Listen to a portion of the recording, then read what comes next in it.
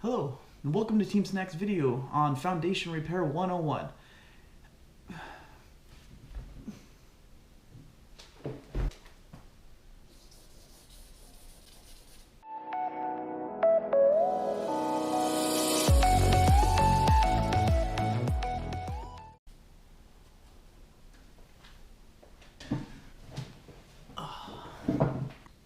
Hello and welcome back to Team Snack's series on financial independence. This is part 2 of who knows how many parts because I haven't thought that far ahead yet. This video is exactly what is financial independence and why the hell should you care. Now, financial independence or financial freedom is a real simple concept. Basically, it is being able to pay for all of your living expenses using passive income sources that you've built up, such as the profits from the business that you built to mostly be hands-off, the rental income from a real estate property, the dividend payouts for a stock, stuff like that. Basically, you never have to find a job again as long as those assets continue to pay out for you for the rest of your life. If you get to that point, you could join me in sitting on the couch for the rest of our lives because that's exactly what the human body was designed for. Now, financial freedom means a lot of things to a lot of people, and later in the series I'll break it down exactly so that you can decide exactly what it means for you and how to attain it. Now, I know some of you may be thinking like, whoa, you're going a mile a minute with all this jargon, and you're right. When I first was getting into this, some of the terminology was really confusing to me. I couldn't wrap my head around some of it, but I will explain some of the terms, and later you will see how those kind of fit into the rest of this. So the first one we'll get into is a financial asset. Financial asset is anything that brings money to you. It's anything that puts money in your pocket. So that could be the profits from a business, that could be stock payouts, that could be the rental income from a real estate property. But the overall income has to cover overall expenses, otherwise that asset becomes a financial liability. A financial liability is anything that takes money out of your pocket. So that real estate property, you could have model tenants. They could pay their rent on time every single month, be long-term tenants, real low maintenance people because they're really careful with your property and stuff like that. But if the overall rent that they're paying doesn't cover all of the expenses, so the mortgage, the property taxes, the maintenance fees, the management fees, the HOA fees, all of that stuff, it doesn't cover that, then that rental property is a financial liability. It's taking money out of your pocket. Now, other examples of financial liabilities could include the mortgage for your personal home, your yacht payments, the electrical bill to keep your army of robots running, and maybe your monthly stipend to our lords at the Holy Terra. A fun trick that the bank pulls with your own personal home is calling it a financial asset. It may be a financial asset, but they don't say who it's a financial asset for.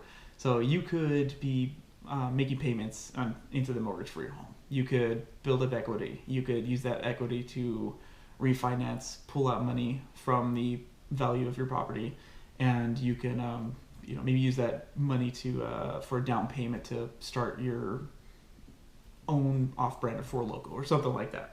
But that property is still a liability for you. It's still taking money out of your pocket every month. So if you're mad about what the bank does in this situation, I don't think you need to worry because the bank isn't mad at all.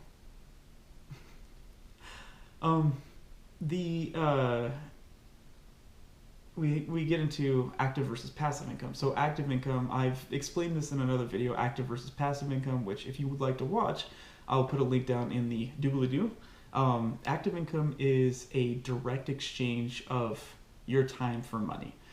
So this could be an hourly job that you have, maybe a per project wage. This could be fees for speaking at a live event. This could be teaching a seminar. There is lots of active income sources.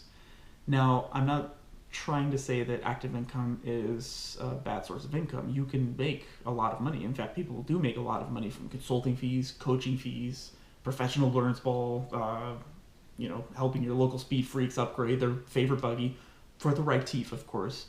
But it is basically a direct exchange of hours for dollars. On the other hand, we have passive income. Now, despite its name, passive income is not like the very passive zombie waiting and staring off into the distance, waiting for its prey to get close. Passive income is just anything that brings money into your pocket that you don't have to actively exchange time for. I'm not saying you don't have to put time into a passive income source. In fact, you often have to do a ton of work before you even see a dime coming in from that passive income source. But you don't even have to be there in a lot of cases. So, for example, you can build up a website. You could put that website in front of a lot of people's eyes. And if people buy products through that website, you don't need to be at a computer. You don't need to be on the internet. You don't need to be talking to those people directly to get paid. You can be asleep. You can be on the other side of the world, far away from anyone else. And you could still get paid through that website. Other passive income examples include maybe selling a product on a website like Amazon, or the dividend payments from a stock, or the rental income from real estate property, as long as it's more than the expenses. Or affiliate income, which is affiliate income is basically marketing or selling someone else's product. Or maybe the profits from a business that you've mostly built to be hands-off. So those are some examples of passive income. So now that I've explained some of these terms to you, so you know exactly what financial independence is, you know what financial assets are, financial liabilities are, you know what active and passive income are. So stay tuned for the rest of our series. We'll get into why you should care, why you should pursue passive income, why you should pursue financial freedom, and we can get later in the series we can get into how to attain some passive income sources as well. So stay tuned. Hey, thank you for tuning in for this second part of my financial independence series. If you got any value out of this video, let me know in the comments below. If you have any questions, let me know in the comments below. I can certainly help you out. Or maybe we could put up another video that we can explain if you need some clarification or something like that.